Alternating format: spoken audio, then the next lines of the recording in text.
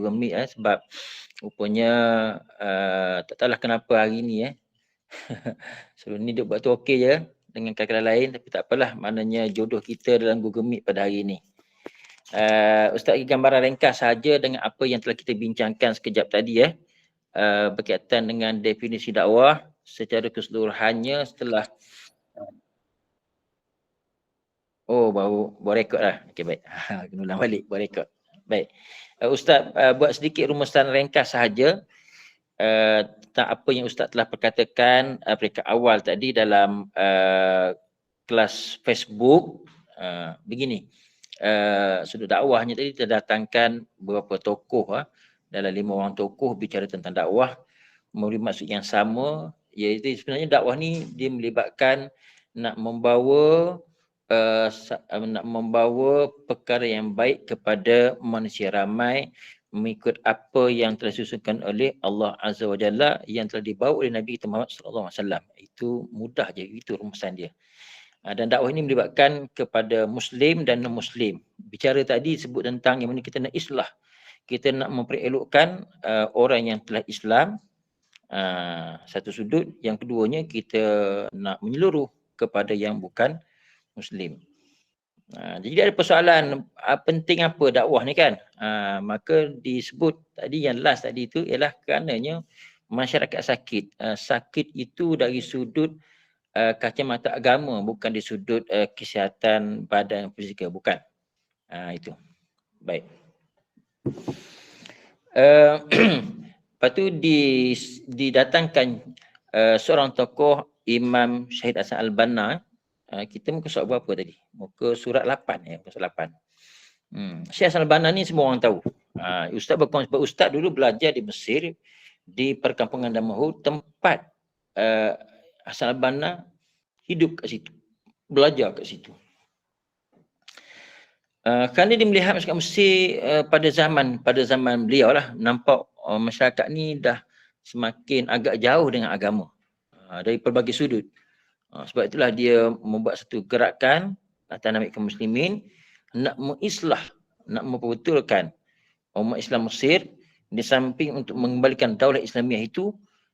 Cara nak kembali macam mana? Kembalikan dengan cara memperbetulkan diri, keluarga, masyarakat dan negara. Sebab tu adanya usrah. Ayat.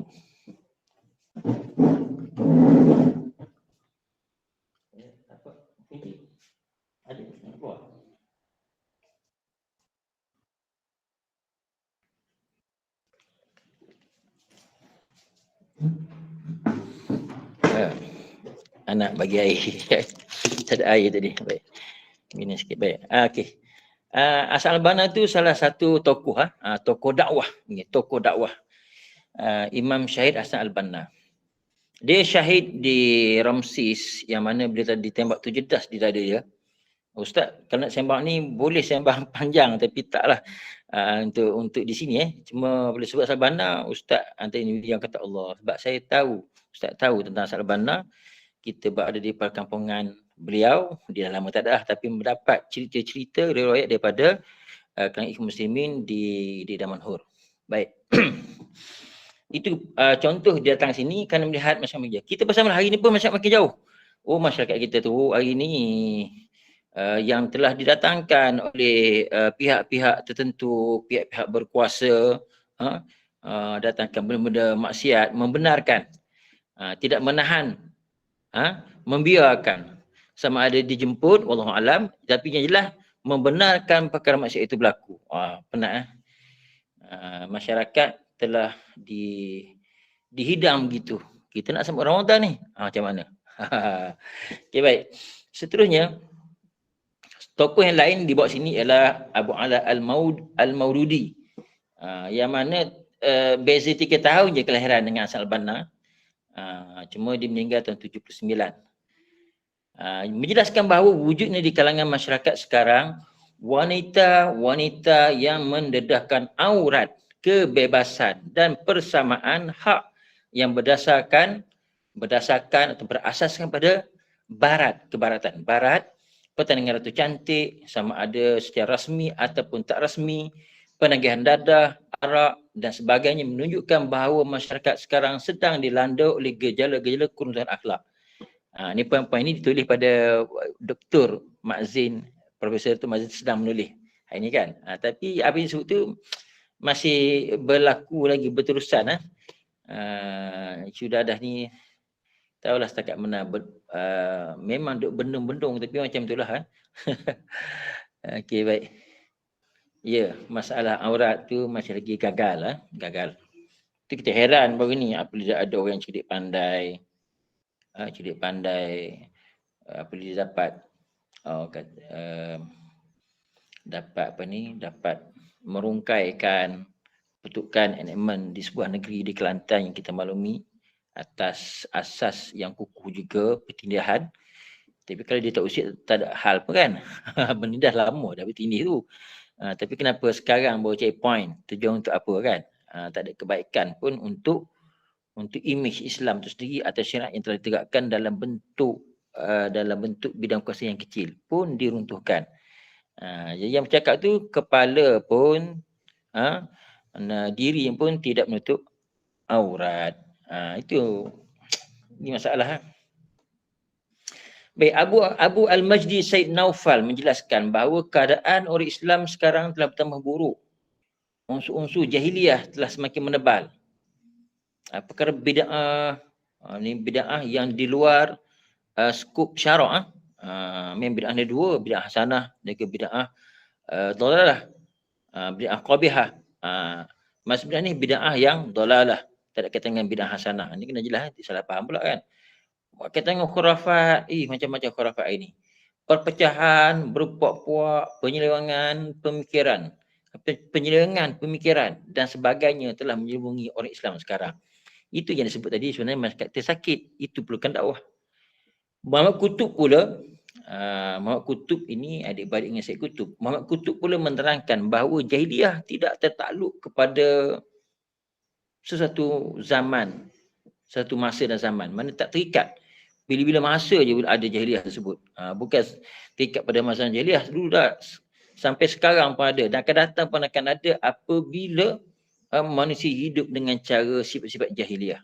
Itu yang dimaksudkan oleh Muhammad Kutub. Dan juga jahiliyah dia tak terikat. Jahiliyah tidak disebutkan oleh pemikiran, perwatakan manusia, itu penolakan terhadap Allah dan peraturannya. Jahiliyah boleh berlaku pada bila-bila masa. Asalkan sifatnya sama sahaja dengan sifat jahiliyah pada zaman Nabi SAW dahulu. Dari sudut akidah sendiri, masyarakat Islam sedang mengalami berbagai penyakit yang agak tenat, penyakit-penyakit yang boleh merosakkan akidah seperti syirik, penyelewengan akidah, ajaran sesat, khurafat dan pemujaan sedang meresap di kalangan masyarakat Islam sekarang. Cubalah kita tengok hari ni, kan? Risau kita, kan? Macam-macam. Masyarakat Islam menghadapi masalah dari semua segi, sama ada yang berhubung dengan akidah, akhlak, politik, ekonomi, kesatuan umat Islam, kesatuan umat dan lain-lain. Dengan itu, masyarakat Islam masih lagi menghadapi masa depan yang gelap, bahkan sangat gelap.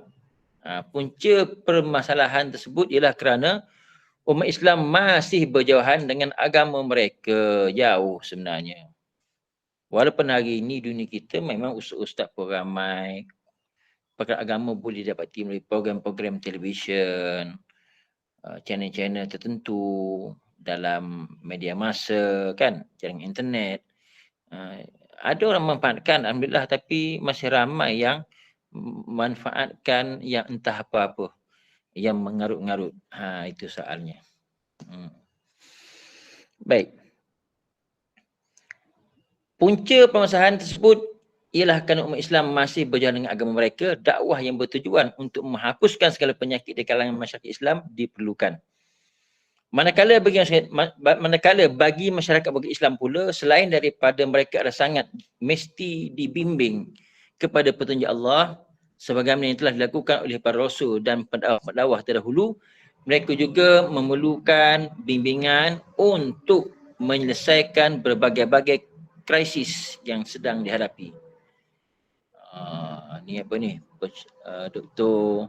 Profesor Doktor masukkan Roger Grody menjelaskan bahawa tamadun barat gagal membawa manusia ke jalan kesempurnaan dan kebaikan.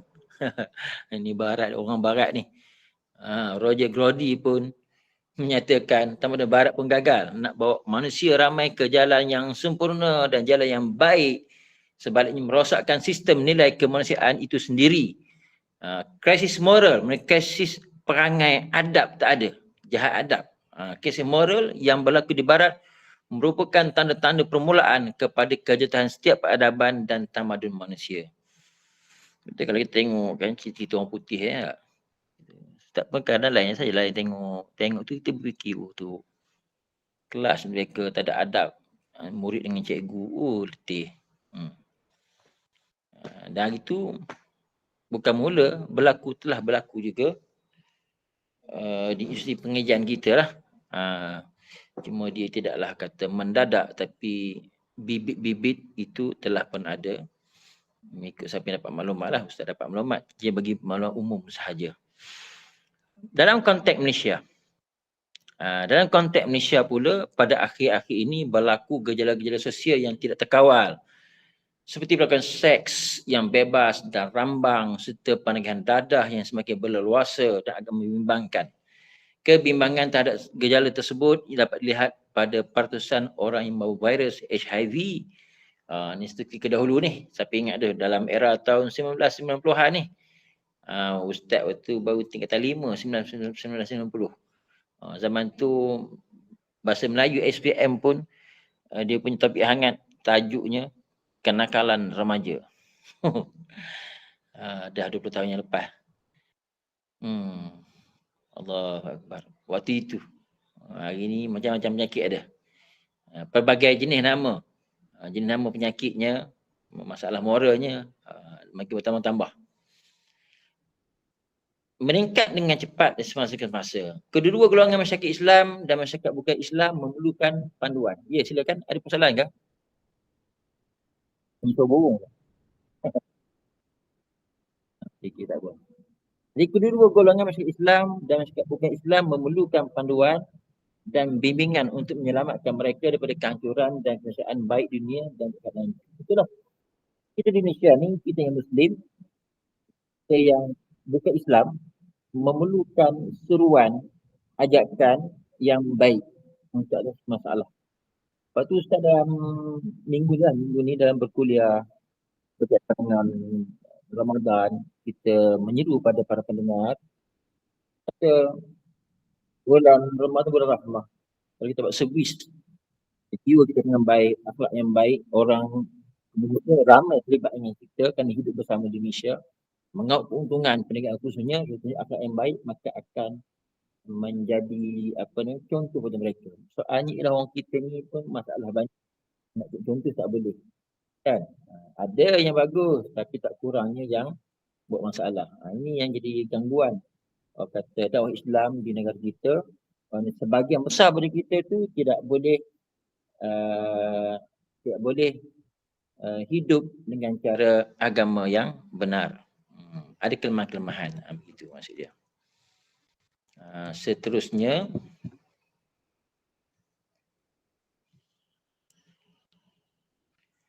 pertama tadi masalah masyarakat sakit. Yang keduanya perlu dakwah kerana kejahilan manusia. Betul ke orang sakit jahil hari ni? Kita lihat apa yang ditulis oleh Profesor Dr. Mak Zain dalam modul ini. Jika dikaji perwatakan manusia di dunia ini akan memperlihatkan bahawa manusia seolah tidak mampu membezakan antara kebenaran dan juga nak bezakan kepalsuan dan antara keadilan dan kezaliman.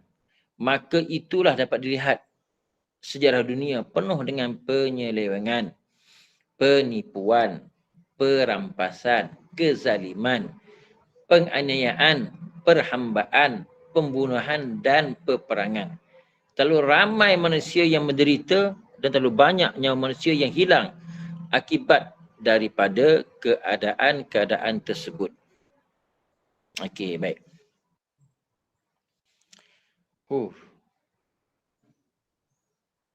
Ustaz tu apa dah? Allah. Apa yang disebut tu Kan? Kejahilan manusia yang hari ini dia macam ni.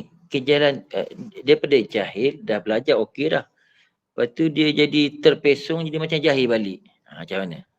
Ada tak macam tu? Penat kat tu.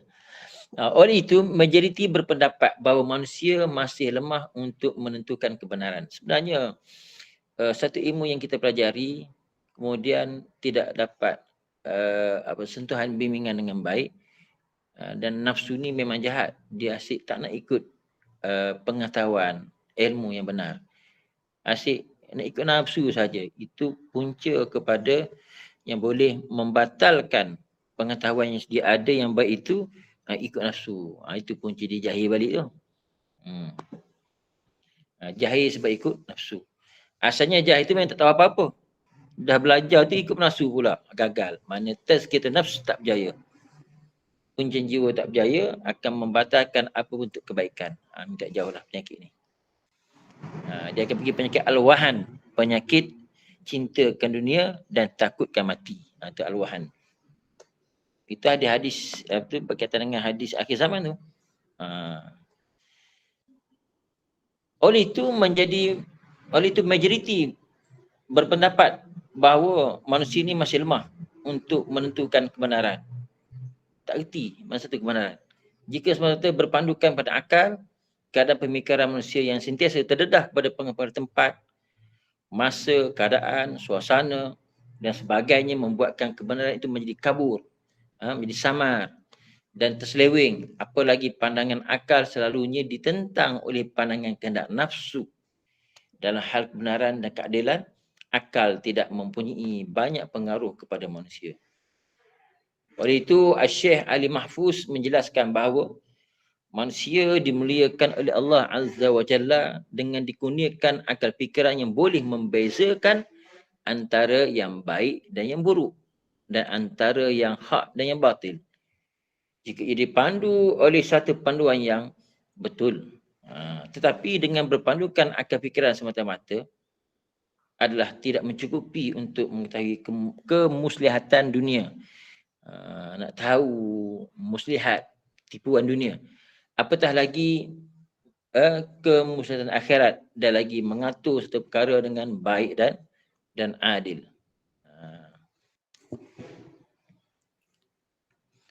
Untuk mengingatkan manusia tentang perkara ini, Allah berfirman, kutiba alaikumul qitalu wa huwa kurhul lakum wa asa an takrahu syai'an wa khairul lakum wa asa an tuhibbu syai'an wa syarrul lakum wallahu ya'lamu wa antum la ta'lamun.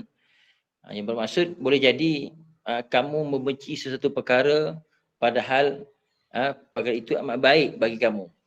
Dan boleh jadi kamu suka pada satu perkara padahal perkara yang kamu suka itu amat buruk bagi kamu. Jadi Allah mengetahui kamu sedangkan kamu tidak mengetahui.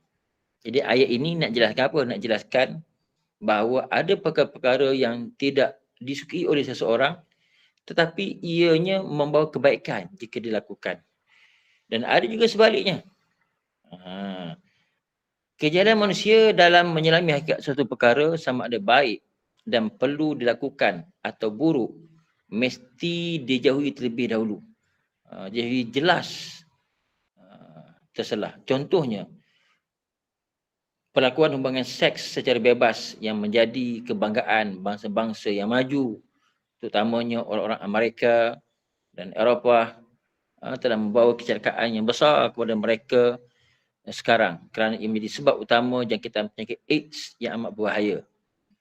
Di samping masalah-masalah sosial yang lain, Islam melarang keras hubungan seks seperti ini, walaupun pada masa-masa lalu ia dimomok-momok oleh golongan manusia yang kononnya bertamadun tinggi.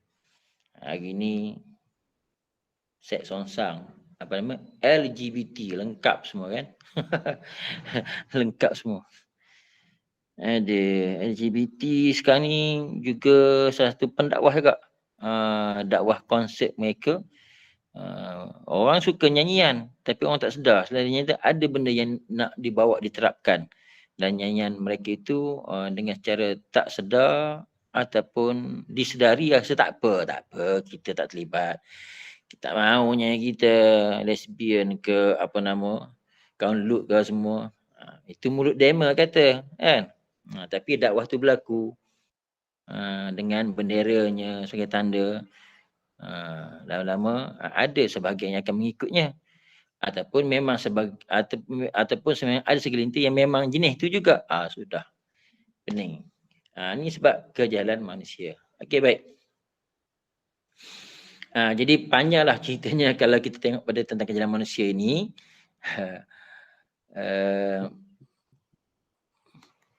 Kalau kita lihat seterusnya, Ustaz nak ambil di bawah sedikit tu. Dalam hubungan ini, Dr. Ahmad Galus menambah bahawa kemungkinan kerana hal ini menyebabkan terdapatnya perbezaan pendapat di kalangan manusia dalam mentafsirkan satu perkara, contohnya penafsiran tentang keadilan, iaitulah setiap golongan berpendapat dengan cara masing-masing, adil bagi satu golongan tapi zalim bagi golongan yang lain. Kita juga tentang demokrasi dan kebebasan dan seterusnya yang dimaklumkan dalam modul ini. Lepas tu Syekh Atiyah Sakar. Atiyah Sakar ni, waktu belajar kat Mesir, Syekh ni memang adalah. Asalnya belum meninggal lagi ni, masih ada ni. Syekh Atiyah Sakar. Atiyah Sakar ni ulama Al-Azhar dan terlibat dengan apa ni, Darul Ifta, institusi Ifta fatwa di Mesir. Syekh Atiyah Sakar kata apa?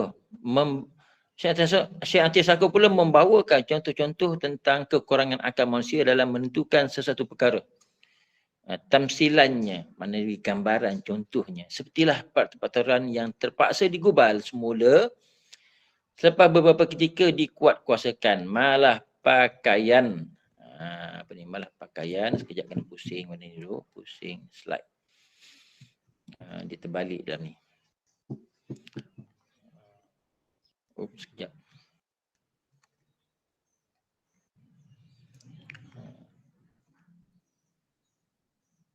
Okay. Malah pakaian sendiri yang tidak dapat dipakaikan tidak sesuai walaupun pada awalnya dipikirkan sesuai.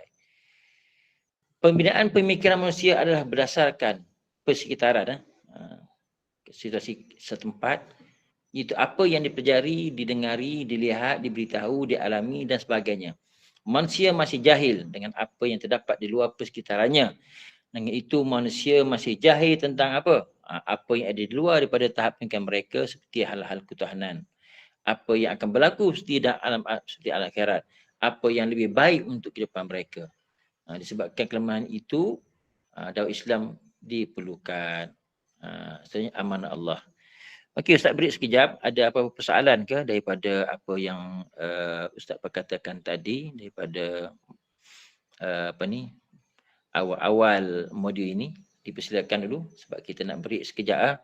Saya ingin beri sekejap ni pukul 4 kita sambung. Mesti lagi cuma kita senyap untuk minum air ke apa ke, dipersilakan. Kalau ada pertanyaan silakan Lepas ni kita akan lihat sebab apa perlukan dakwahnya ialah pertama sambungannya ialah tentang amanah Allah. Selepas pada ini insya-Allah. Cuma Ustaz rumuskan sekejap dalam seminit dua saja apa yang Ustaz bicarakan sekejap tadi dalam subjek dakwah ini. Kelas kita buat nak bagi satu kefahaman secara musyafah daripada orang yang menyampaikan tentang dakwah dan mudah-mudahan yang bercakap tu dia terlibat juga dengan dakwah dan mengerti apa itu dakwah. Situ mudah-mudahan insya-Allah. Kerana yang hadir pada petang ini ataupun yang akan bakal melihat rakaman ini, dia kena tahu kita semua memang telah berdakwah mengikut apa yang ada pada kita secara ringan-ringan sahaja. Berat-berat kita minta tolong orang kan. Okey. Okey, silakan kalau apa-apa Ustaz tutup dulu apa ni? Tutup kamera dulu. Kalau ada apa-apa sila bersuara.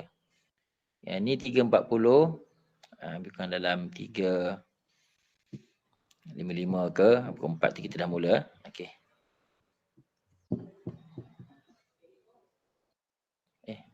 Sini.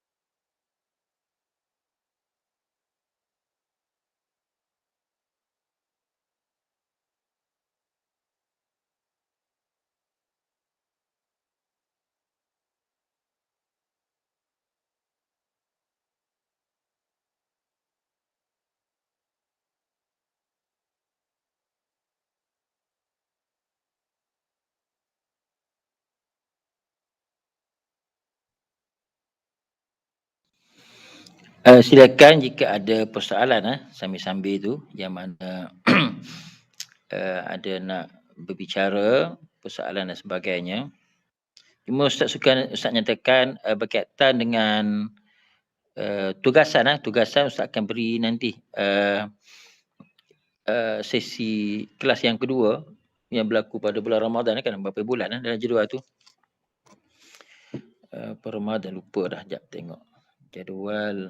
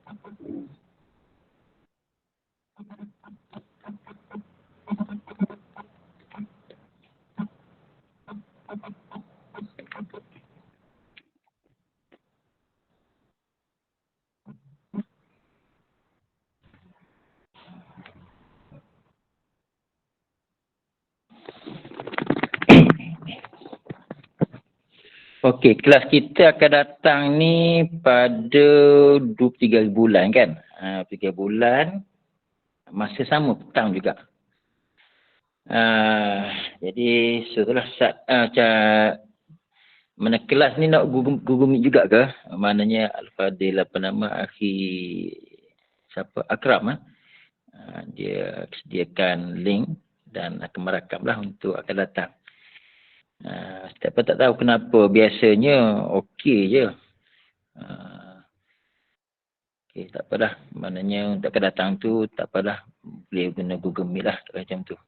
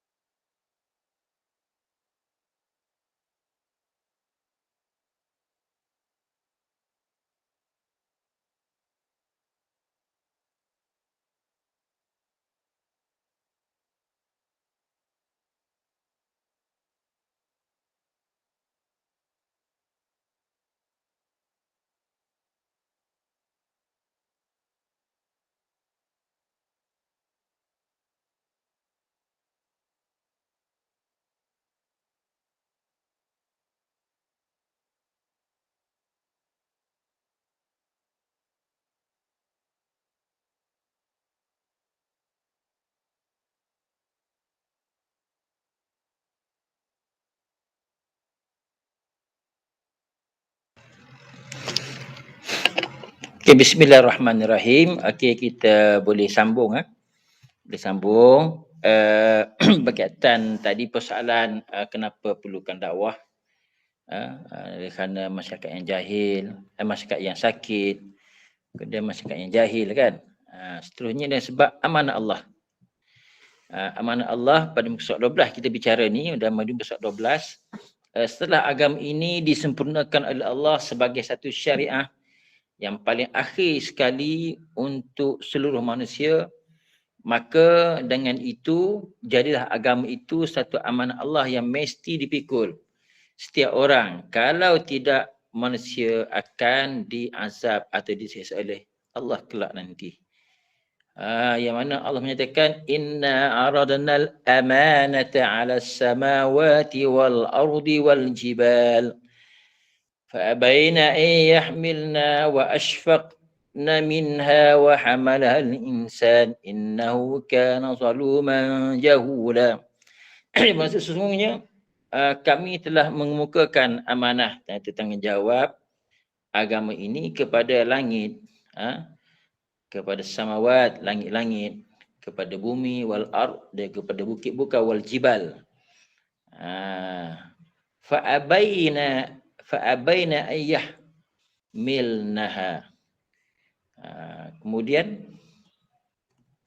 telah diabaikanlah oleh langit-langit, bumi, bukit bukau tadi. Semuanya tak mau mengikut amanah tersebut. Dan mereka bimbang akan mengkhianati. Oh, ini Ustaz Najib.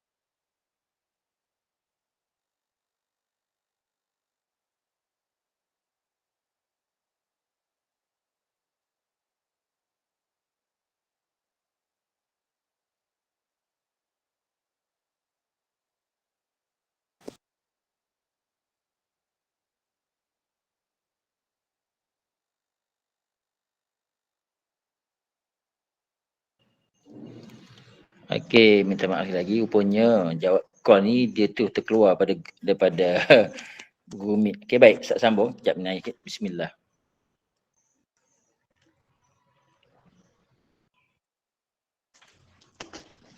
Baik, sambungan kita.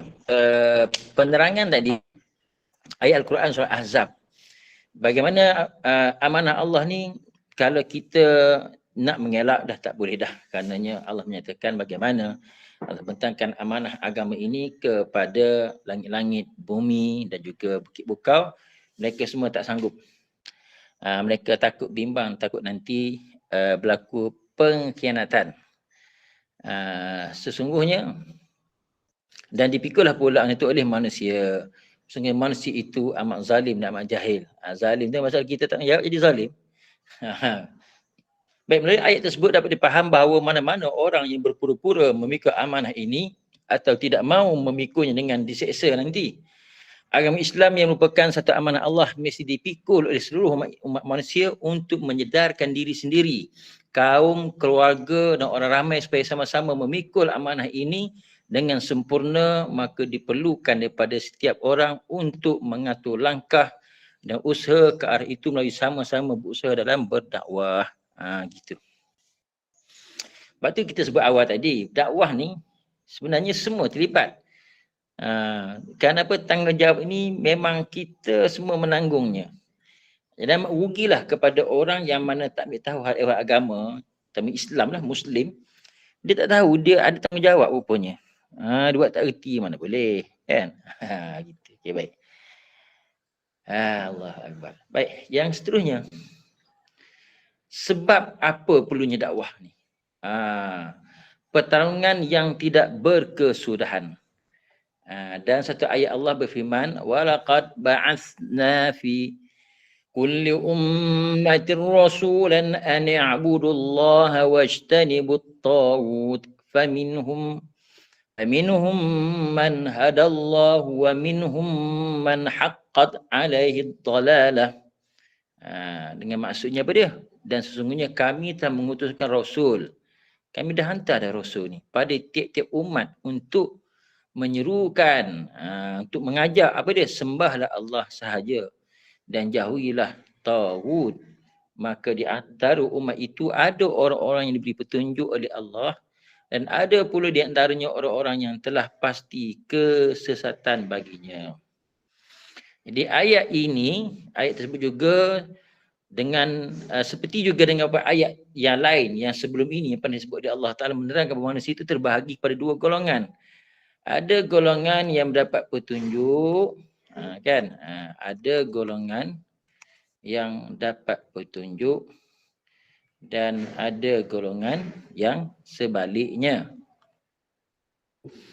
Golongan yang mendapat petunjuk berusaha mengembang. Yang petunjuk dia mengembangkan.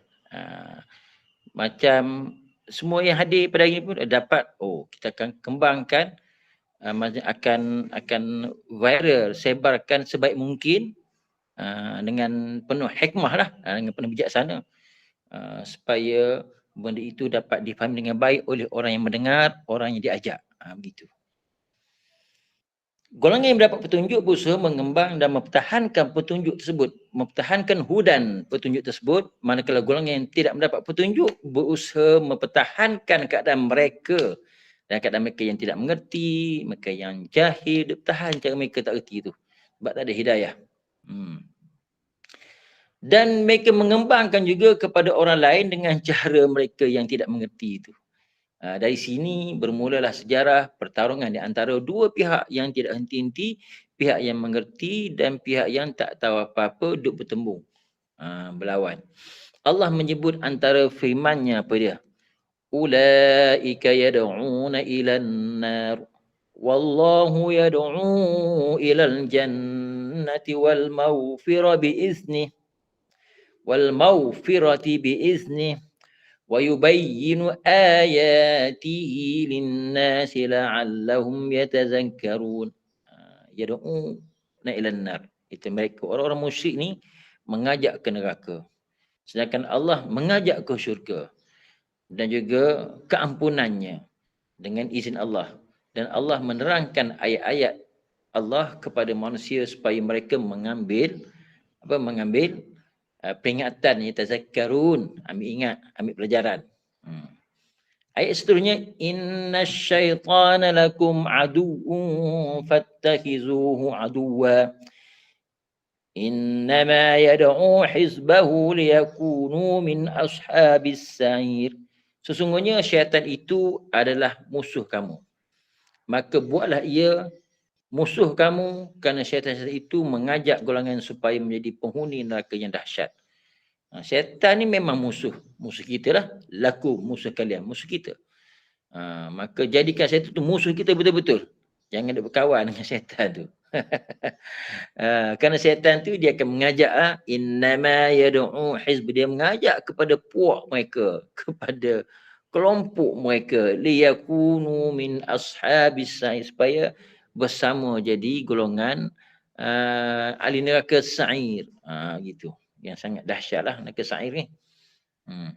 Kedua-dua ayat tersebut menjelaskan tentang adanya usaha oleh kedua-dua belah pihak untuk menarik orang lain supaya memihak kepada mereka itu sendiri.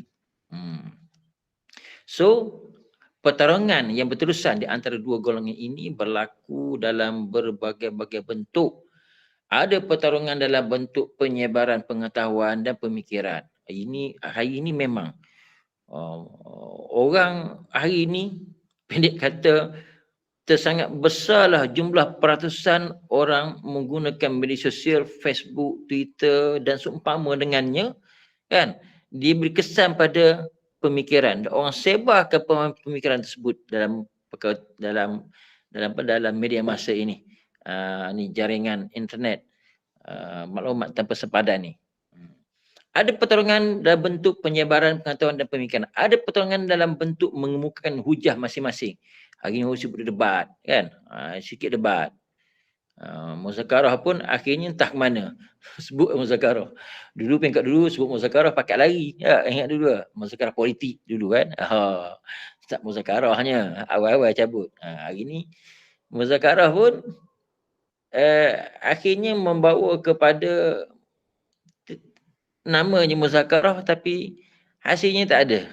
Masing-masing kata belapang dada, cakap je, tak lapang-lapang dada pun. Lepas tu masuk perangai lagi kan. Ini masalah. Ini dunia hari ni.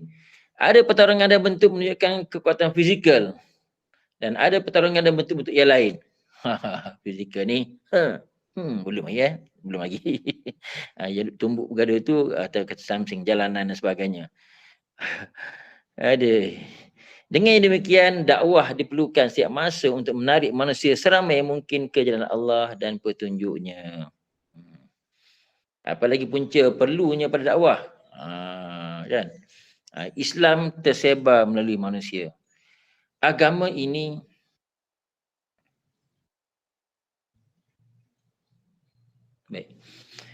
agama ini hak Allah. Allah berkuasa penuh. Huwa wal qadir. Allah yang maha berkuasa. Wa huwa qadirun ala kulli syai'. Allah berkuasa atas segala sesuatu. Agama ini milik Allah. Agama ini hak Allah. Allah berkuasa penuh meninggikan agamanya tanpa campur tangan manusia sedikit pun. Allah maha berkuasa untuk berbuat sedemikian rupa. Tapi oleh kerana agama ini telah diamanahkan, telah diberi tanggungjawabkan kepada manusia, di seluruh orang Islam ni tak terlepas bertanggungjawab membawa agama ini ke tempatnya yang sebenar. Jadi langkah pertama, langkah sebenar macam mana Ustaz? Itu sebut diri tu, ku anfusakum wa ahlikum nar tu. Jaga diri kamu tu, amanah yang Allah berikan. Selaku Muslim itu nak kena belajar lah. Nak kena belajar. Barulah kita boleh zikirkan yang Nabi zikirkan. Disusun oleh ulama-ulama ataupun Imam Al-Banna disusun Al-Maqsurat. Raditu billahi rabba. Raditu billahi rabba. Wa bil islami dina. Wa bi sayyidina Muhammadin nabiyya wa rasulah. Kenapa kamera tak jadi? Tak apa. Dia jadi close dengan sendirinya. Suara jelas ke? sini nak tengok. Jelas Ustaz, Jelas jelas. Ustaz. Jelas. Jelas. Cuma kamera ni Ustaz tak tahu kenapa tiba-tiba dia hilang, tak apa. Tengoklah muka yang ada kat situ. Ya. Ustaz dah tekan kamera, dia kembali baru keluar. Ada gangguan ni. Syaitan marah ke apa ni? Ada gangguan ke kat sini? Marilah mari ke sekeh. Sedap buat. Auzubillahi minasyaitanirrajim. Tak apa. Tak ada masalah. Just benda ni bagi duniawi belaka ni. Maksud duniawi itulah gangguan yang biasa, kita tak ada masalah. Tapi nak cerita itulah agama Allah Ta'ala. Kita tak terlepas. Sebab tu Ustaz bersyukur dan juga untuk kalian semua kita bersyukur. Rasa seronok sebenarnya bila ada kelas begini. Satu kelas, walaupun kelas ini kata kita berbayar yurannya, tetapi ada manfaatnya kerana ia pengisian yang baik. Satu pelajaran. Ustaz suka kepada para pelajar, siswa-siswi menganggap inilah usrah kita dalam bentuk pengajian begini. Itu usrah dah ni sebenarnya. Sebab tu begini, dia cakap pasal dakwah ni, mesti orang tu terlibat dengan dakwah. Bukan Ustaz kata Ustaz dengan dakwah, ada Ustaz alhamdulillah lah terlibat. Kata pertama dakwah di masjid, pengkuliah bertauliah apa semua, pendakwah dalam bawa orang pergi ke Mekah kan. Besok ni insya-Allah Ustaz terbang besok ni, esok nak ke Mekah dah. Sambut Ramadan kat sana. Di situ Ustaz bagi pengisian, menyedarkan diri, semua tanggungjawab. Dakwah itu berlaku atas setiap orang. Jadi hari ni dalam kelas kita ni kena ingat, nak tak nak kita kena terima. Mengikut dalam media ini, agama ini memang milik Allah, Allah berkuasa, tapi Allah telah turunkan tanggungjawab itu kepada manusia. Maka terlibatlah semua orang, sama ada dia tahu tak tahu terlibat. Kalau orang kata Naya zalim, kenapa pula tiba kena ambil tahu? Benda lain kau ambil tahu, pasal kamu tak mau ambil tahu. Jangan hidup lah. Itu spontan lah dengar kau orang marah tu. Maksudnya macam ni lah. Kita kena sedar, kalau benda lain kita boleh usahakan ambil info, kenapa usaha yang tentu pasti kita akan buat dari akhirat, kita tak nak usaha ambil tahu. Hidup semua hidup, cuma hidup yang menjadi insan hamba Allah ataupun insan yang bukan hamba Allah. Itu yang perlu kita tahu dan yang perlu kita takut. Baik. Sejauh mana usaha yang dicurahkan oleh orang Islam terhadap dakwah dan jihad, itulah Islam dapat dipertingkatkan. Jadi sejarah menunjukkan dengan jelas bahawa orang-orang Islam dahulu, terutamanya para sahabat, sahabat Rasulullah SAW, telah berusaha sedaya upaya untuk memperjuangkan agama ini. Hasilnya apa dia? Islam pada ketika itu yu'ala. Memang tinggi. Tinggi dan mulia. Itulah tempatnya yang sebenar. Al-Islam ya'lu wa la yu'la. Islam itu ya'lu, Islam itu tinggi. Wa la yu'la, tidak ada yang mengatasinya. Islam itu tinggi dan tidak ada yang lebih tinggi, tidak ada yang mengatasinya. Oleh kerana sifat Islam itu kuat dan tinggi, untuk meletakkannya di tempat tersebut memerlukan satu usaha. Itu kata jihad tadi. Usaha dan pengorbanan yang sebanyak-banyaknya. Usaha tersebut mestilah disalurkan melalui dakwah pada peringkat awalnya. Situ. Apa lagi sebab perlukan dakwah? Menyelamatkan diri daripada kemurkaan Allah. Dalam surah Al-Ma'idah. Surah Al-Ma'idah ayat 78 dan ayat 79. Sekejap kena betulkan pula modul ni dalam laptop ni. Setiap page tu dia tunggang terbalik kita masalah, itu bukan masalah. Ejah je. Ya, ayat 79 Allah menyatakan lu'inal ladzina kafaru min bani Israil ala lu'inal ladzina kafaru min bani Israil ala lisani Dawud wa Isa ibn Maryam dzalika bima 'asaw wa kanu ya'tadun kanu la yatanahawna 'an munkarin fa'aluh labisa ma kanu yaf'alun. Telah dilaknat orang-orang kafir daripada Bani Israel melalui lidah Nabi Daud dan juga Nabi Isa alaihissalam ibnu Maryam. Yang demikian itu disebabkan mereka derhaka. Geng-geng Yahudi lah, Bani Israel. Orang kafir daripada Bani Israel. Ada Yahud ataupun Nasara. Yang itu disebabkan mereka derhaka dan selalu melampaui batas. Mereka satu sama lain selalu tidak melarang kemungkaran yang mereka perbuat. Sesungguhnya amat buruklah apa yang mereka selalu perbuat. Itu kita pun hari ini, kalau ada ini ceritanya Allah gambarkan dalam kitabnya, Al-Qurannya, perangai derhakanya sampai terkeluar dari Islam, jadi musyrik kepada agama yang dibuat oleh Nabi Daud, oleh Nabi Isa alaihissalam, kan? Kerana apa? Kerana ikut nafsu. Kerana ikut nafsu. Kerana mereka tidak menyelamatkan diri mereka sendiri. Kejap. Jadi maksud ayat tadi dapatlah dipahami bahawa untuk menyelamatkan diri daripada kemurkaan Allah Azza wa Jalla, usaha menegah kemungkaran yang berlaku dalam masyarakat itu hendaklah dilakukan. So persoalan pada ustaz sendiri, pada kita mendengar, sejauh mana kita menegah kemungkaran? Tak pernah ustaz. Ustaz pernah ke? Tak pernah juga. Sama lah.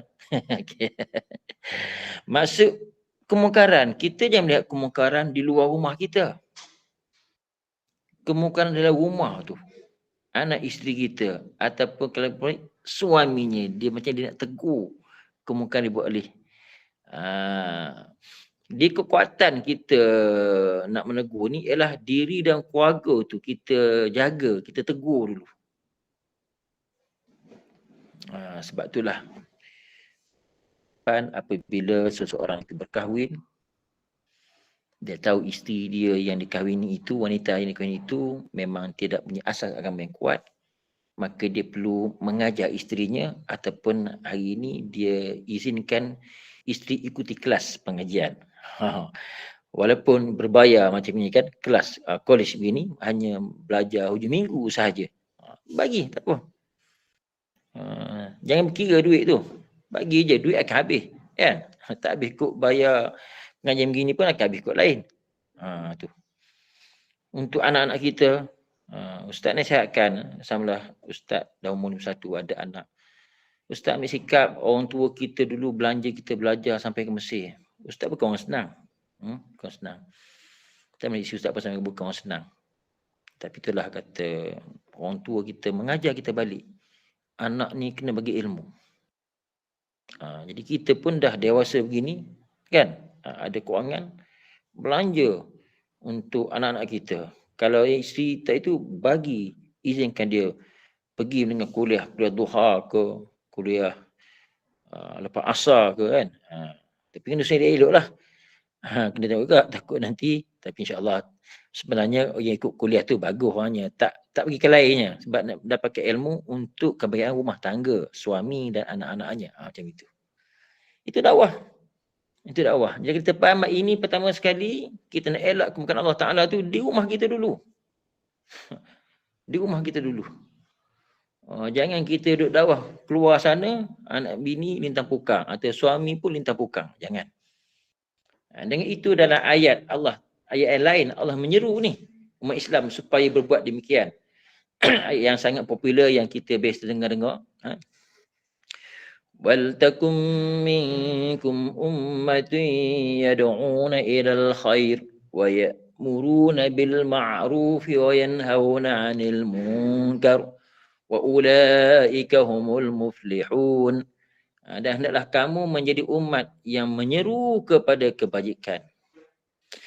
Ustaz boleh baca ini kan? Allah rasa malunya aku. So malu. Pertama sekali apabila Allah menyeru kepada hamba-hamba dia, kita, hendaklah kalian semua ni jadi umat yang menyeru.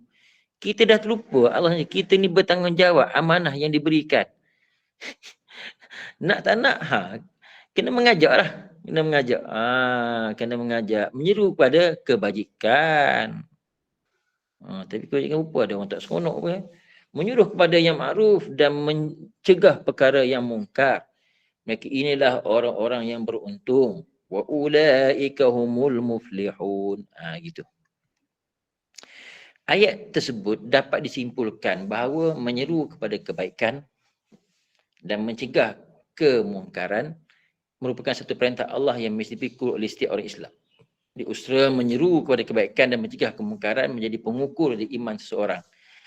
Yang mana Nabi kita ada bersabda, sangat popular di sini, man ra'a minkum munkaran falyughayyiruhu biyadihi fa illam yastati' fa bilisanihi fa illam yastati' fa biqalbihi wa zalika ad'aful iman. Man ra'a minkum munkaran falyughayyiruhu biyadihi. Siapa yang melihat kemungkaran, dia mencegahnya dengan tangan ni, maksudnya kekuasaan. Kekuatan. Mana sekarang ini orang yang ada kuasa, penguatkuasa ke apa nama, bahagian keselamatan, kesejahteraan, buat tak kerja ni? Kita nak buat, boleh, tapi jangan tumbuk orang. Kita pula ke dalam, kan? Dunia hari ni kita ke dalam. Kalau dulu, kalau era 50-60an dulu, memang kena pukul. Ke dalam tak ada yang kepukul. Lagi teruk ada yang kata yang buat salah tu. Hari ini, kalau kita tak mengerti pendekatan zaman, kenalah kita kantoi. Jadi di sini, siapa yang melihat, kerana melihat kemungkaran, maka kena ubah. Hari ini kemungkaran sebenarnya, benda-benda salah ni orang dah viral. Orang dah viral dalam Facebook, antaranya lah Facebook yang famous kan. Betul ke tag PDRM, SPRM, apa lagi. Jawatan agama, on tag kan. Susah ambil action lah, action. Tapi kalau ikut cara sebenarnya, kena pergi report lapor kan. Tapi hari ni ada orang ambil action. KPM, Kementerian Pendidikan Malaysia kan. Laju je menyambut kalau orang ni layan apabila orang buat viral. Ini penyakit hari ni. Maksud ustaz di sini ialah mereka yang ditampuk kekuasaan, ada kuasa ni, jalanlah kerja ni. Kerja-kerja lihat kemungkaran ni kena luruskanlah. Mereka yang layak. Kita buat macam demo, kan, tak ada kuasa, ke dalam kita. Maka di sana kalau tak mampu, maka guna lidah. Lidah ni lah yang digunakan ini, viral, kuasa viral kuat. Ustaz suka sebut hari ni, baik dosa yang pertamanya ada semua dengan hujung jari kan. Tapi kalau dakwah digunakan hujung jari ini sebagai kuasa viral untuk mencegah kemungkaran, itu the best. Itu the best. Tapi hari ini kita viral tentang kita setuju satu kemungkaran, siap komen pula netizen, bantai kita pula, lebay lah sangat, ustaz lah sangat, apa ni, tak ada kebebasan, itu, ini dan sebagainya. Nampak lah. Kita lihat bagaimana pemikiran orang kita. Pertama nampak tak? Jahil. Ikut nafsu. Aduh.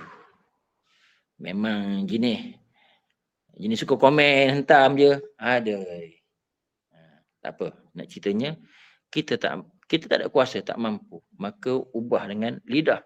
Lidah ini, ujung jari. Totek, viral. Fa in lam yastati' fa kalau tak mampu juga, maka dengan hatilah. Hati menidakkan apa yang berlaku, tak setujunya. Wa dzalika ad'aful iman. Itulah cegah dengan hati itu adalah selemah-lemah iman. Adalah imannya walaupun sedikit. Hadis tersebut menunjukkan apa? Bahawa kuat atau lemahnya iman seseorang itu ditentukan oleh banyak atau sedikit usaha seseorang itu dalam mencegah kemungkaran yang berlaku dengan masyarakat. Cukup jelas bahawa untuk menyelamatkan daripada kemungkaran Allah itu, maka amanah tanggungjawab Allah supaya mengembangkan agama ini hendak dipikul dengan sepenuhnya. Jadi selesailah. Maknanya, itu punca-puncanya kenapa perlukan dakwah kan. Masyarakat yang sakit, tak ikut cara agama, masyarakat yang jahilnya lah. Amanah yang perlu kita pikul, itu, ini dan sebagainya. Selesai. Jadi di sana biasalah akan ada. So, apakah orang kata hukum dakwah.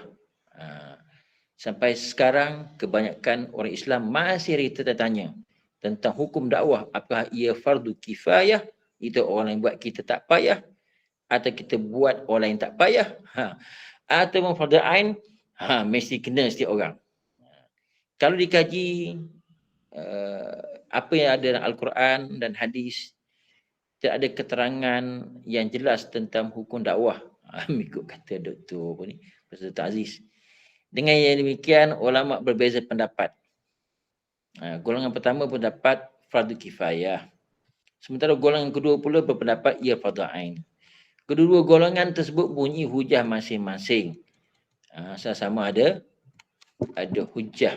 Kita lihat bagian bicara mereka. Sekejap. Biasalah kena pusing slide. Masing-masing ada hujah dari Al-Quran, hadis atau daripada semua hukum lain. Baik, golongan yang pertama. Golongan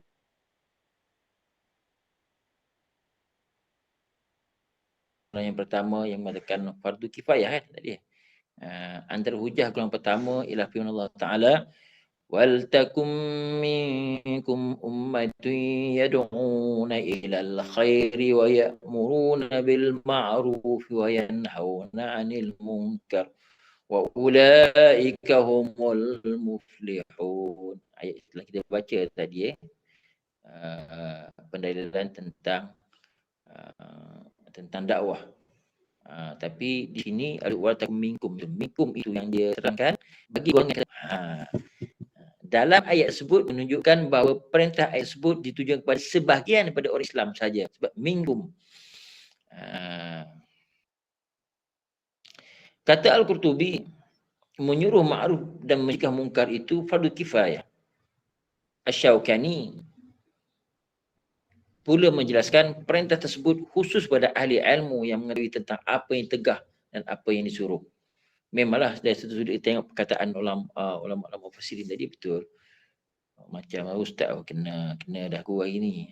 Wajib. Itu ustaz apabila memberi sesi kuliah di mana saja, kita akan cuba sampaikan yang terbaik lah. Jadi kewajipan ke atas ustaz ni.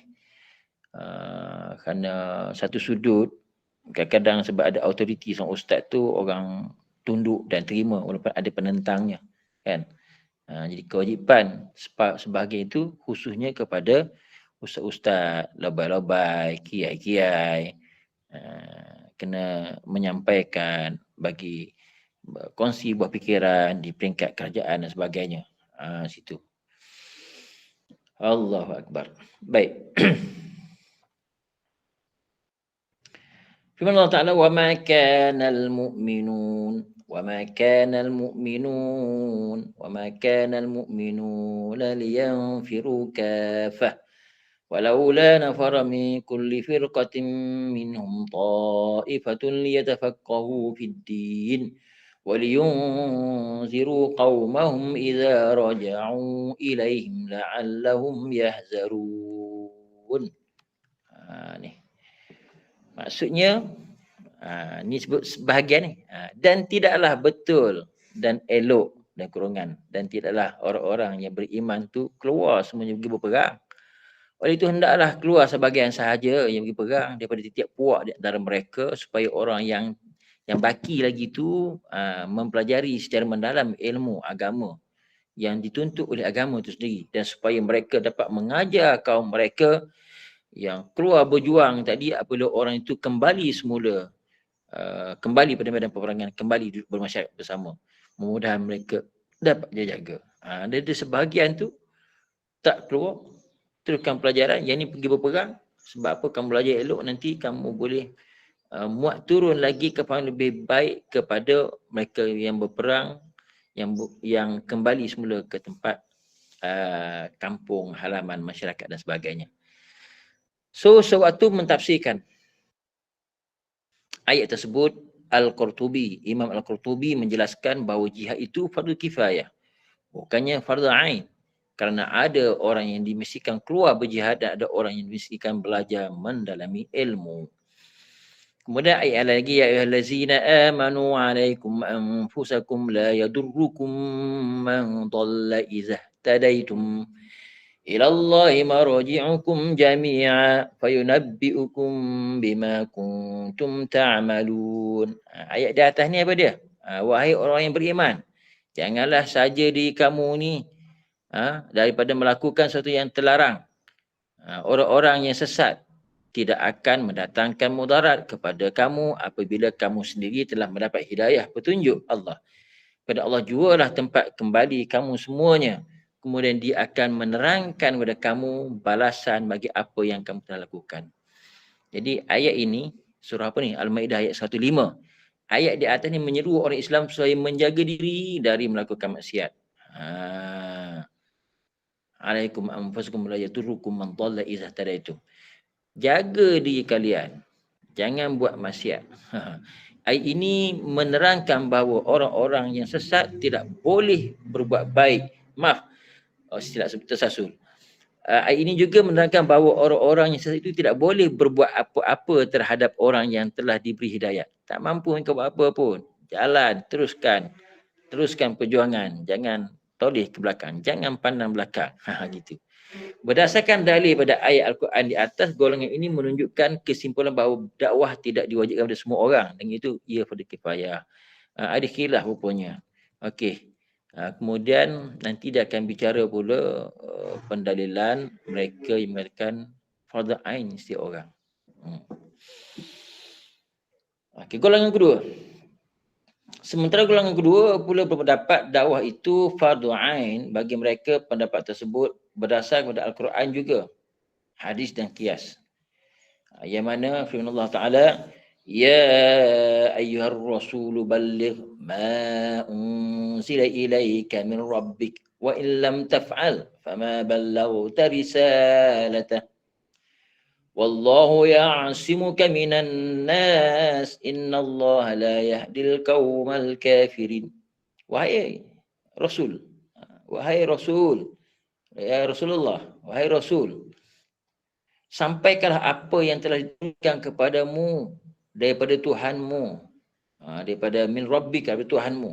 Dan jika engkau tidak melakukannya, kalau kamu tidak menyampaikannya, kan semuanya, maka bermakna tidaklah engkau menyampaikan perutusan daripada Allah. Dan Allah jualah akan memelihara kamu daripada kejahatan manusia. Sesungguhnya Allah tidak memberi hidayat petunjuk kepada kaum yang kafir. Jadi menghuraikan pada ayat ini, Said Nafal ada menjelaskan oleh kerana Nabi Muhammad SAW ditaklifkan, maksudnya diberi tanggungjawab dengan tugas menyampaikan agama Allah, maka umatnya juga ditaklifkan, diberi tanggungjawab juga dengan tugas tersebut. Nabi SAW adalah contoh yang mesti diikuti oleh umatnya. Dalil yang kedua, ud'u ila sabili rabbika bil hikmati wal mau'izatil hasanah wajadilhum billati hiya ahsan inna rabbaka huwa a'lamu biman dhalla sabilihi wa huwa a'lamu bil muhtadin. Dalil pun kita dah baca tadi. Cuma menjadi dalil kepada yang mengatakan fardu ain untuk berdakwah. Kan? Sulah ke jalan Tuhanmu wahai Muhammad dengan hikmah bijaksananya dan nasihat pengajaran yang baik, dan bebas dan berbahaslah atau berbicaralah dengan mereka dengan cara yang lebih baik. Sesungguhnya Tuhanmu dialah Tuhan yang lebih mengetahui akan orang yang sesat daripada jalan Allah, dan dialah Allah jua yang lebih mengetahui akan orang-orang yang mendapat petunjuk. Wad'u ila rabbika wa la takunanna minal musyrikin. Ayat lain pula. Dan sulah manusia pada agama Tuhanmu dan janganlah engkau menjadi golongan yang menyertai orang-orang musyrik. Dan kedua ayat di atas, golongan kedua ini memberi hujah bahawa Nabi Muhammad SAW diperintahkan secara khusus supaya berdakwah. Maka orang Islam juga diperintahkan supaya melaksanakan tanggungjawab tersebut kerana ia tidak termasuk ke dalam perkara yang khusus bagi Nabi SAW sahaja.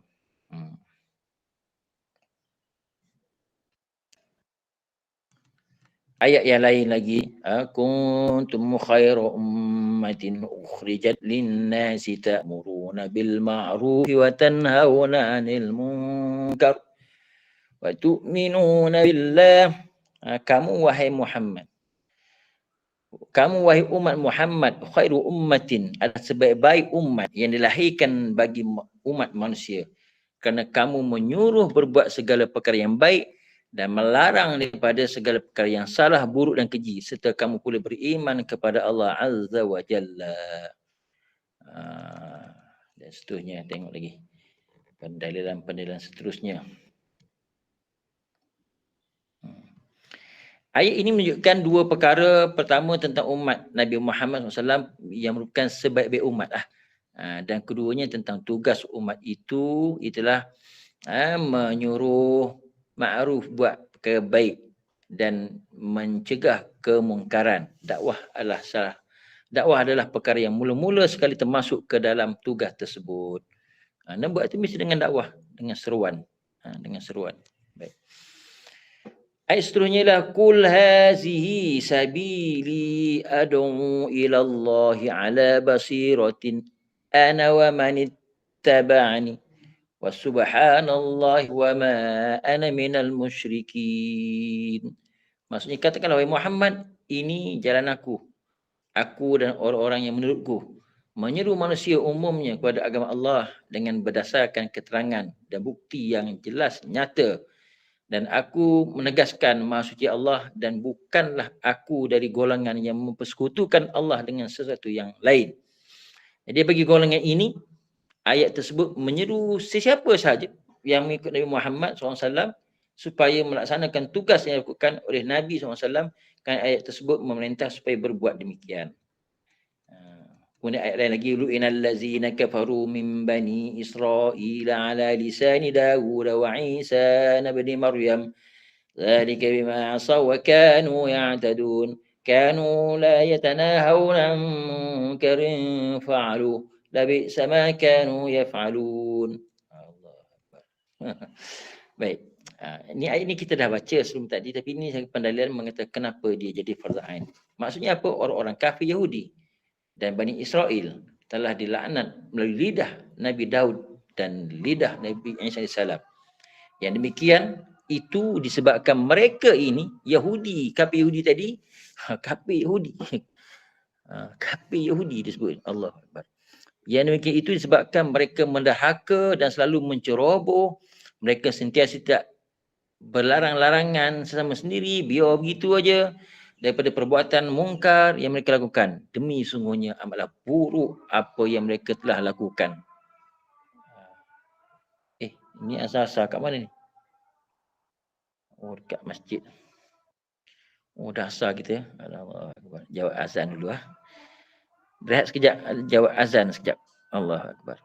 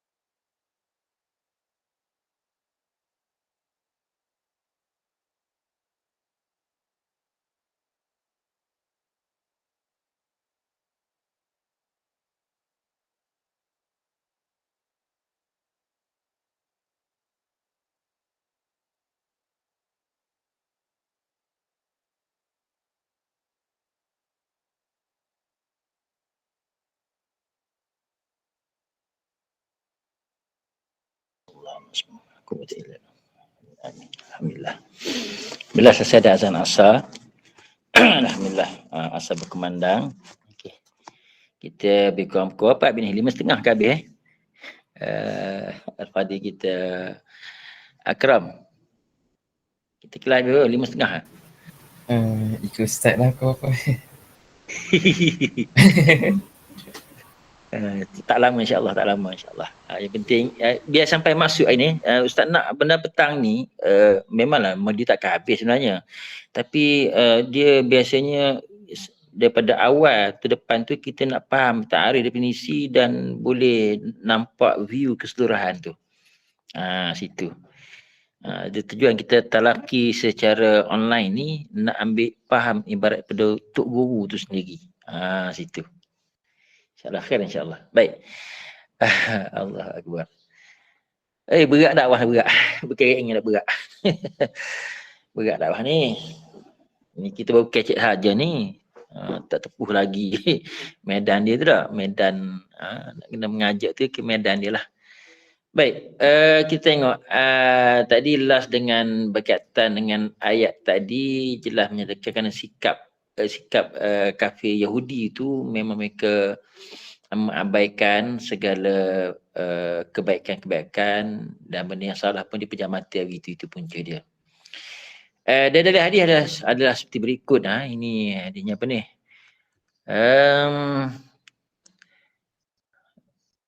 Liyubali syahidul naib fa inna syahida asa an yuballigha man huwa aw'a lahu minhu.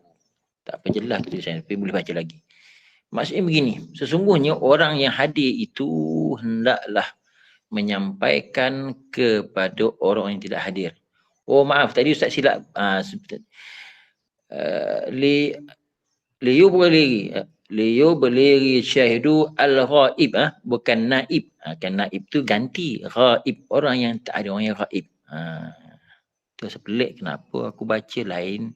Rupanya tak terjemahan tu memang tak jelas dia punya typo dia. Al-ghaiba.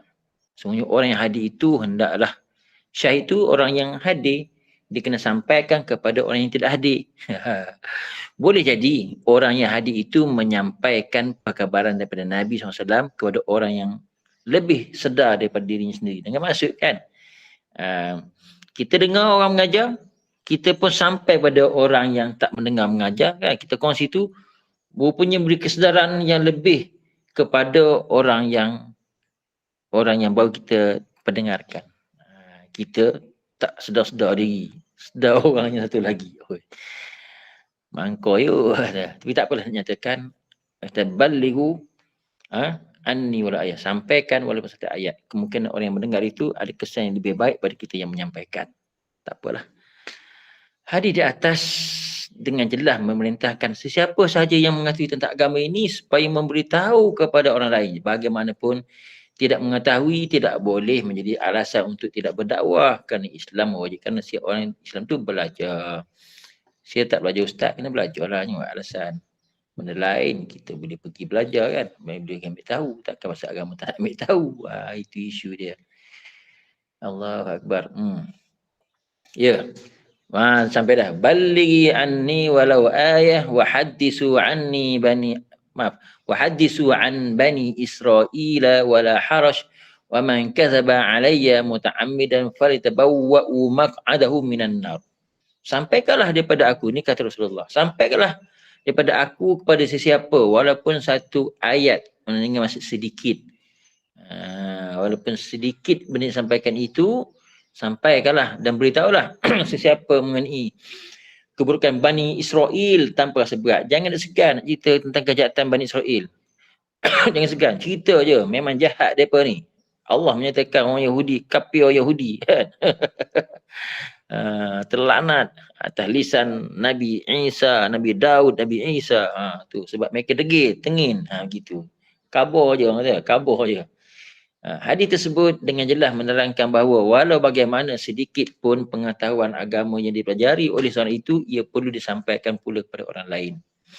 Ya, hadis yang kita baca sebelum ini, man ra'a minkum munkaran falyughayyirhu biyadihi fa in lam yastati' fa bi lisanihi fa in lam yastati' fa bi qalbihi wa zalika arful iman. Siapa melihat sebahagian kamu melihat berlakunya kemungkaran, maka kena ubah dengan kekuasaan.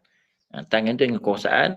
Maka kalau kamu tak mampu, ubah dengan lisan, penyampaian. Kamu tak mampu juga, maka cukuplah dengan hati, maka itulah sedaif iman. Tafsiran tersebut, dalam mentafsirkan hadis-hadis itu, dalam mentafsirkan hadis tersebut, Al-Qurtubi menjelaskan bahawa menyuruh ma'ruf dengan menggunakan tangan itu kekuasaan. Mesti dilakukan oleh pemerintah. Dengan lidah yang oleh ulama', sedangkan dengan hati saja oleh orang awam yang bersikap lemah. Ulama' kena cakap. Ustaz memang kalau sesi kuliah di mana-mana, kalau Ustaz di Ipoh lah, orang tahu dah, kalau Ustaz Zaki bercakap, Ustaz memang lurus. Lurus ni maksudnya ialah tanpa memandang kiri kanan, siapa kat depan, siapa kat belakang. Siapa depan tu. Tak ada. Cakap je. Alhamdulillah. Semoga Allah peliharalah lidah ini supaya bercakap dengan penuh kebenaran itu gah daripada Allah. Gah daripada Allah. Bukan daripada diri kita. Kita tak gah. Gah daripada Allah. Gah tu mana keizahan, ketinggian Allah tu melalui lidah kita. Itu yang kita nak. Kita tak kira siapa depan kita tu. Tapi masih ayat-ayat yang beradab. Tapi tetap menusuk jiwa. Gitu. Tafsiran tersebut menunjukkan bahawa menegah kemungkaran itu mesti dilakukan oleh setiap orang mengikut kemampuan masing-masing walaupun dengan hatinya sahaja. Ia juga menunjukkan bahawa sesiapa yang tidak berbuat demikian akan terlepas pada ikatan iman. Jahidul musyrikina bi amwalikum wa aydiyakum wa alsinatikum. Yang bermaksud apa? Berjuanglah menentang orang-orang yang musyrik itu dengan harta benda kamu, tangan kamu, kekuatan kamu dan lidah kamu, mulut. Cakap. Lawan, jangan tak lawan. Itu kempen pilihan raya. Lawan, jangan tak lawan. Tapi kita dalam dakwah, kita masuk itu kita terangkan, jelaskan, jangan sembunyikan. Macam itu. Hadis tersebut jelas menunjukkan bahawa setiap orang Islam mesti berjihad melawan orang-orang yang musyrik dengan harta, benda, kekuasaan dan mulut. Apa yang ada untuk berdagang musuh ni, itu berlaku pengorbanan. Beruntunglah mereka yang hatinya hidup, hatinya hayyun billah, hidup dengan Allah Ta'ala, ada keimanan dan Allah rezekikan dia ada harta benda, dia suka menyumbang, support kepada sesuatu yang nak diperjuangkan. Alhamdulillah, cukup bagus. Begitu. Kemudian orang yang ada kekuasaan, ada kekuatan. Lepas tu orang yang ada dengan kebijaksanaan untuk bertutur lidah, ustaz ke siapa ke, teruskan. Bagus. Macam tu. Hadis tersebut jelas menunjukkan bahawa setiap orang Islam mesti berjihad melawan orang-orang musyrik dengan harta, benda, kekuasaan dan mulut. Daripada hadis-hadis yang telah dikemukakan, dapatlah disimpulkan bahawa pemerintah yang tersebut, bahawa perintah yang tersebut dan hadis-hadis itu terkena ke atas semua Islam tanpa kecuali seorang pun. Dengan itu setiap orang mesti melaksanakan tanggungjawab tersebut mengikut kemampuan masing-masing. Betul Ustaz di sini, Ustaz nasihatlah kepada geng-geng kita lah, orang-orang Melayu kita Islam ke Ipoh ni, mereka ada yang semangat gear 5 gear 7 kan. Saya beritahu yang mana yang nampak banking sangat tu, kalau nak berdakwah jangan bagi kat depan, dia tu nanti bagi waktu sampai masanya untuk peperangan sesuai. Jadi tengking lari mereu. Lari orang yang disuruh, tak pasal-pasal. Kena bijak lah. Kena bijak. Tapi semua kena main peranan mengikut kesesuaian, mengikut diri masing-masing dengan orang yang di hadapan yang dia nak mengajak tu. Baik. Dalil lain itu qiyas. Okey, tadi kan dalil ada Quran, sunnah dan qiyas bagi mengatakan wajib fardu ain ke atas setiap orang. Qiyasnya begini, berdasarkan satu kaedah yang maksudnya jika sesuatu perkara yang wajib itu tidak dapat dilakukan kan ia bergantung kepada benda lain, maka benda lain itu juga menjadi wajib disempurnakan. Jika benda itu di dalam lingkungan kekuasaan tabiat manusia, kaedah tersebut dipadankan dengan dakwah, iaitu segala dasar, peraturan dan kewajipan yang terdapat dalam Islam wajib dilaksanakan dengan sepenuhnya oleh setiap orang Islam. Namun, untuk melaksanakan perkara-perkara tersebut, mestilah didahulukan dengan dakwah. Dengan demikian, menjadi kewajipan pada setiap orang melakukan dakwah. Okey, baik. Kena pusingkan dulu audio ni. Kemudian pening hujah, ini yang last lah. Pening hujah, last. Okey. Pening hujah. Daripada hujah-hujah yang dikemukakan oleh kedua-dua golongan, dek, boleh pasang kipas, dek? Kita pasang kipas, eh? Minta anak pasang kipas sekejap. Panas. Jadi matikan. Sabar.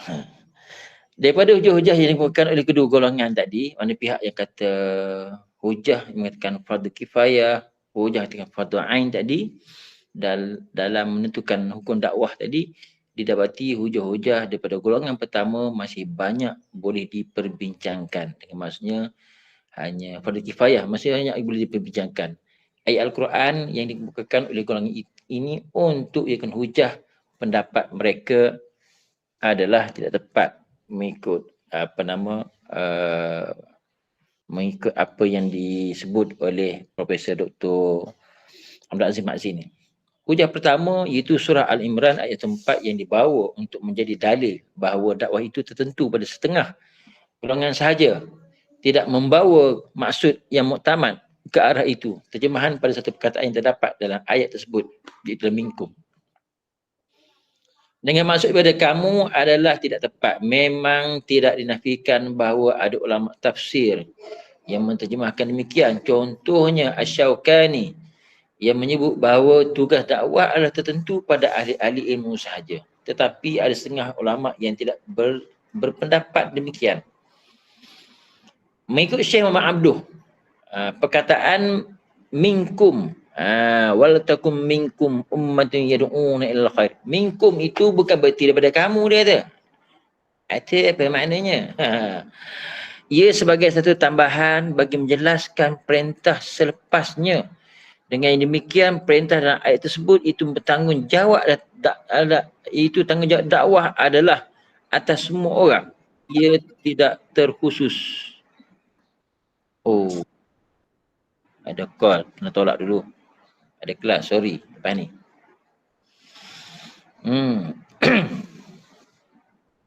Mana dah tadi? Ya, mengikut Mama Abduh tadi, minkum itu bukan berarti daripada kamu, sebahagian kamu. Tapi satu tambahan nak menjelaskan perintah selepas pada itu. Selepas itu apa dia? Kamu kena buat benda ma'ruf, mencegah benda mungkar. Itu maksudnya. Itu tanggungjawab dakwah adalah atas semua orang. Ia tidak terkhusus pada suatu golongan sahaja. Bandingannya sebagaimana penjelasan Allah dalam surah Al-Asr, Al-Ma'idah ayat 79 yang maksudnya ditujukan kepada umum. Berdasarkan seperti di atas, Said Naufal menjelaskan ayat tersebut. Dan hendaklah kamu semua, wahai orang-orang Islam, menjadi satu golongan yang menyeru kepada kebaikan, mengembangkan Islam dan menyuruh berbuat segala perkara yang baik serta melarang daripada segala perkara yang salah. Hujah kedua ialah surah At-Taubah ayat 122 yang dibawa sebagai dalil bahawa seruan dakwah itu tertentu pada golongan ahli ilmu atau orang-orang yang belajar dari Islam sahaja tidak dapat diterima, katanya. Baik, kalau dilihat dengan teliti, ayat tersebut tidaklah menunjukkan bahawa dakwah itu ditentukan pada golongan ahli ilmu sahaja. Dan seterusnya lah. Ustaz tak bacakan. Ini bicara tentang penilaian hujah. Sampai ada hujah yang ketiga dan seterusnya lah. Cuma Ustaz tengok endingnya bagaimana. Kelima dah. Kita tak boleh nak lewat sangat sebabnya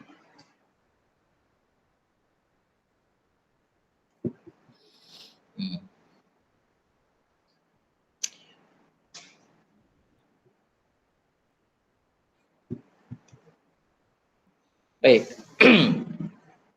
Maksud yang seterusnya lah.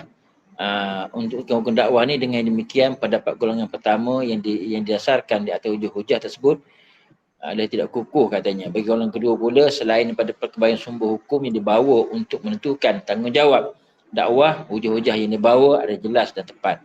Maka pendapat yang mengatakan dakwah itu fardu ain mengikut kemampuan masing-masing adalah lebih tepat. Okey, Ustaz bagi kesimpulan lah. Dari Ustaz sendiri selaku tenaga pengajar. Terima kasih banyak kepada penyusun yang Ustaz kenali ni. Dia begini, dia dakwah ni. Baik dalil dua pihak mengatakan pada ain atau pada kifayah. Yang ini tak masuk biasa. Ini dia sudut tanggungjawab. Nak menceritakan tentang hukum. Dakwah ini begini. Dakwah ni kalau ambil pada ain pun ia juga.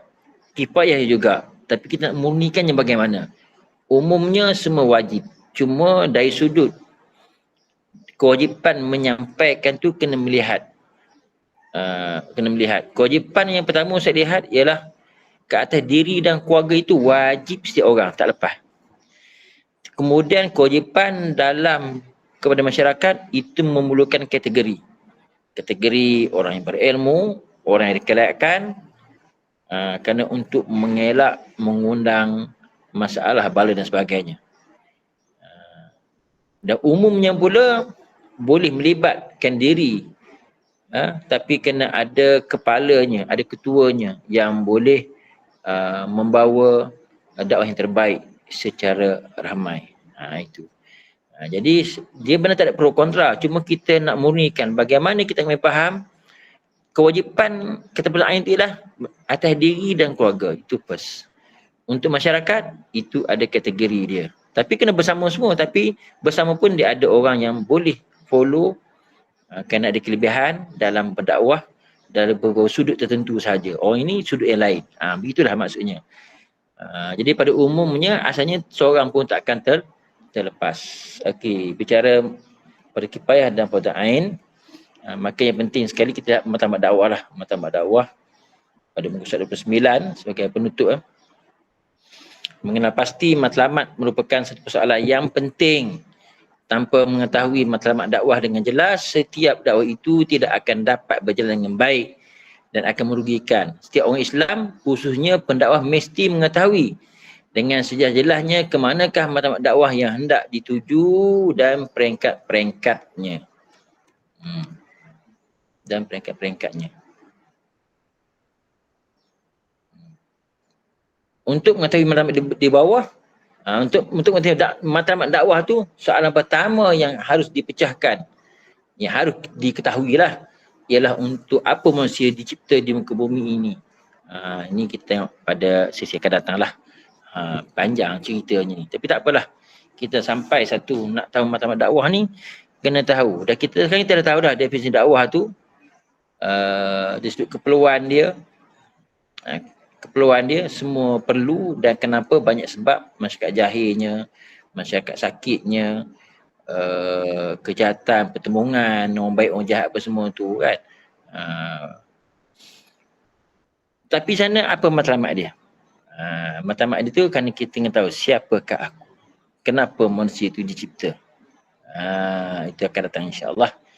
Jadi ada apa-apa perbincangan ke, dipersilakan sebelum kita mengakhiri kelas kita ni. Yang mana hadir ni ada 10 orang semua ni. Ada 10 orang ni. Tadi yes. Maaf saya aku nak tanya. Ini pendapat Ustaz lah. Okay, daripada tadi Ustaz kita bahaskan berkaitan dengan dakwah ni. Ya, daripada awal sampai habis ni saya nampak ialah dakwah ni tanggungjawab kita semua ya. Semua orang Muslim wajib berdakwah. Tak kisahlah orang majid ke, orang surau ke, guru-guru ke, asatidz semua kena dakwah. Tapi cabaran sekarang ni yang saya nampak, ini nak tanya pendapat Ustaz lah. Cabaran yang saya nampak ialah kita cuba mengimbangi kita punya Ahlussunnah wal Jamaah dengan adanya Syiah, yang adanya Wahabi. Datang pula sekarang ni liberal, datang pula pluralism semua kan. Kekuatan dakwah kita ni ramai sebenarnya, tapi ramai juga guru-guru yang tak nak banyak yang mendiamkan diri, tak nak terbabit dengan apa-apa isu atau perbalahan. Apa pendapat Ustaz macam mana? Baik, terima kasih. Soalan ini juga boleh lega dalam kepala Ustaz dan juga orang lain. Dengan maksudkan boleh lega. Kita nampak macam kita ni macam tak ada kesatuan. Contoh okay, contoh. Sebenarnya betul, kita ada kekuatan. Tapi kenapa nampak macam tak kuat? Ustaz ambil satu respon daripada Syekh Rauf. Syekh Rauf ni Negeri Sembilan ni. Di isu ni berkaitan dengan apa? Dengan kaitan dengan mufti-mufti jugalah. Berkaitan dengan pegangan Ahlussunnah wal Jamaah lah. Yang mana dia bagi sindiran. Ringan je. Kita ni ada 13 negeri. Ada 13 mufti. 12 lawan 1. Takkan tak menang. Mesti kita menang. Ataupun kalau tak kita, mesti menang yang 12 mengalahkan 1. Tapi maksudnya suaranya di mana? Itu sangat cantik. Okey.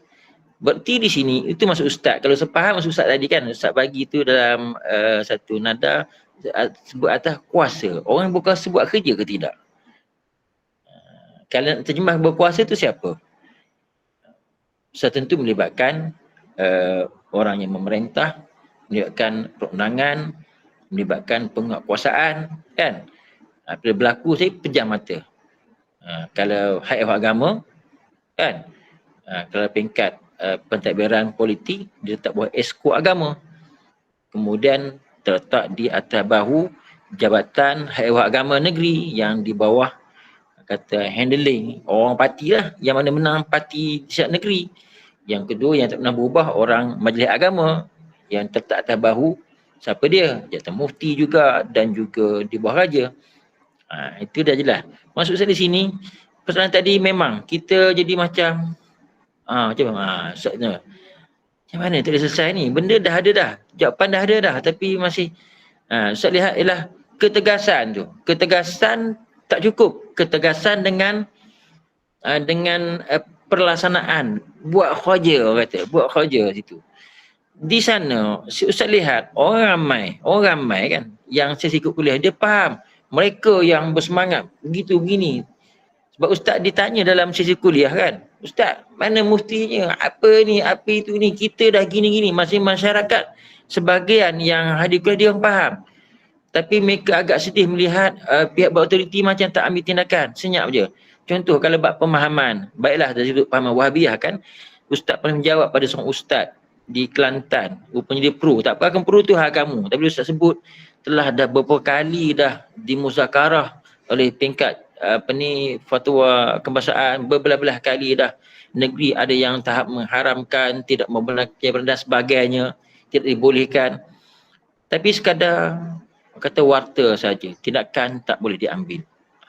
Begitu. Bukan Wahabi saja, benda lain pun samalah, Syiah dan sebagainya. Sejauh mana? Seolah kita hanya mampu sebut tak boleh ni, salah ni, sesat ni, ada elemen gini-gini, tapi tak boleh buat apa. Jadi pada pandangan Ustaz, rupanya, maaf sebutlah Allah, betul-betul nak kena jantan, berani. Maknanya kalau kita menjawab satu jawatan, memang kena berani. Jangan duk ingat, hilang aku punya punca pendapatan nanti kalau aku keras sangat. Jangan begitu, tak boleh. Mungkin kata Ustaz sedap cakap Ustaz bukan penjawab awam. Saya dulu penjawab awam. Saya penjawab awam dulu. KPM. Memang saya, cuma orang tak tahu, saya bukan nak angkat bakus, saya memang ada kelantangan saya walaupun dalam bahasa Arab. Menegur tu walaupun tak kaitan dengan kemungkaran, menegur untuk baik sesuatu jabatan institusi.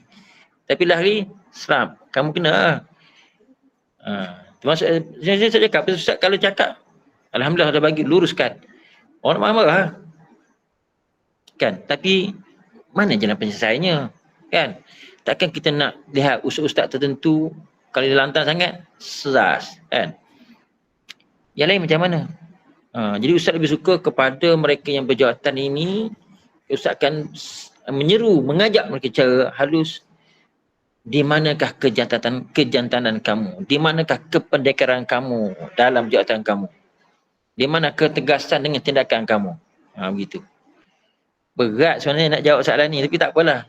Dah tanya itu peribadi ustaz dan jawab macam itu. Ustaz depan macam dah pernah jadi pensyarah, pernahlah berjuang dalam beberapa tertentu, termasuk hari ini dalam bidang jemaah umrah dan haji pun kita pun menyuarakan banyak benda lah. Parti pun terlibat dulu. Sekarang ni slow tu bukannya apa tak, slow tu maknanya apabila kita bersara, ustaz kisah kita bersara demo bangkang suara kita, tapi tengok munasabah tak munasabah, tapi janganlah pancung kita itu dengan pancungan tujuan nak mematikan karier kita. Itu kita tak suka. Kita sangat tak suka. Kerana si orang ada kesalahan dan perlu diperbetulkan. Perlu diislahkan. Kan ada perlu diislahkan.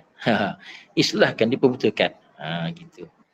Maaf banyak kalau takkan sampai apa yang Ustaz respon kepada yang bertanya. Tapi gambarannya bukan begitulah. Tapi saya faham. Terima kasih. Sama. Allah Akbar. Allah. Ustaz ulang balik berkenaan dengan tugasan kita akan kongsi pada bulan Ramadan 23 bulan kan. 23 bulan hari Sabtu juga tu. Hari Sabtu juga tu.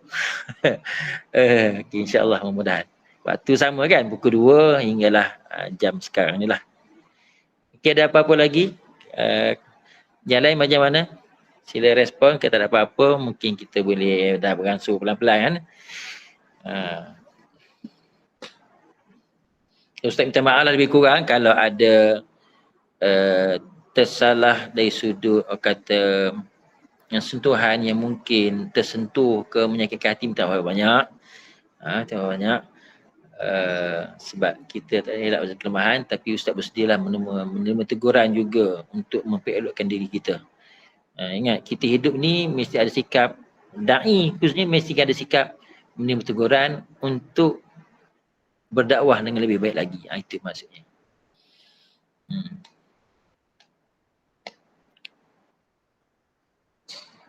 Tengok tempat komen, ada komen ke? Syekh Rasail. Salah. Oh, tanya ya tadi tentang terkeluar. Okey, baik. Okey, tak ada apa-apa dah tu.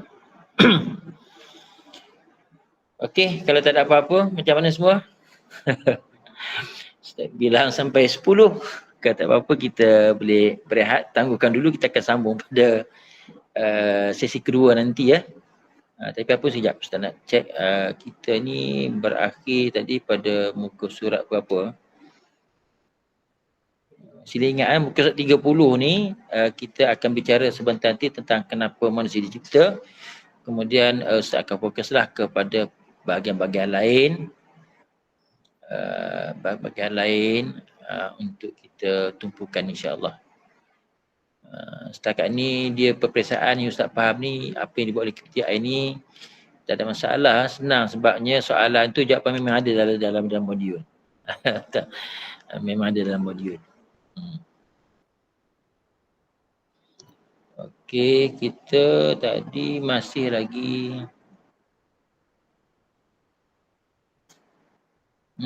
matlamat dakwah.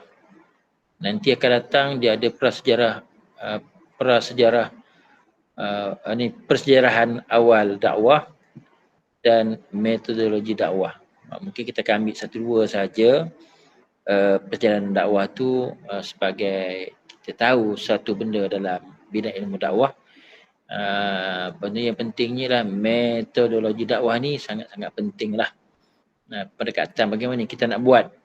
Dan Ustaz lebih suka dalam dakwah ni kita juga mendatangkan yang semasa sebab buku ni dibuat pada tahun-tahun yang lalu, mungkin perlu ada update pembaruan dari sudut pendekatan. Sebab Ustaz dulu Ustaz jadi pensyarah di Kolej Islam Antarabangsa Ustaz Suhaimi Putra, Ustaz memang ada mengajar subjek yang unsur dakwah ni. Pertama tentang ideologi, pemahaman, pandangan agama, kan? Maka Ustaz akan up to date perkara baru yang sedang berlaku. Gitu.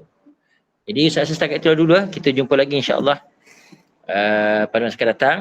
10, 9, 8, 7, 6, 5, 4, 3, 2, 1, cukup masa. Okey. Syukran jazilan kepada semua yang hadir. Minta maaf banyak. Kita bertemu lagi Ramadan Mubarak insya-Allah. Assalamualaikum warahmatullahi wabarakatuh. Waalaikumsalam. Waalaikumsalam. Terima kasih. Waalaikumsalam warahmatullahi wabarakatuh. Terima kasih Ustaz. Sama-sama.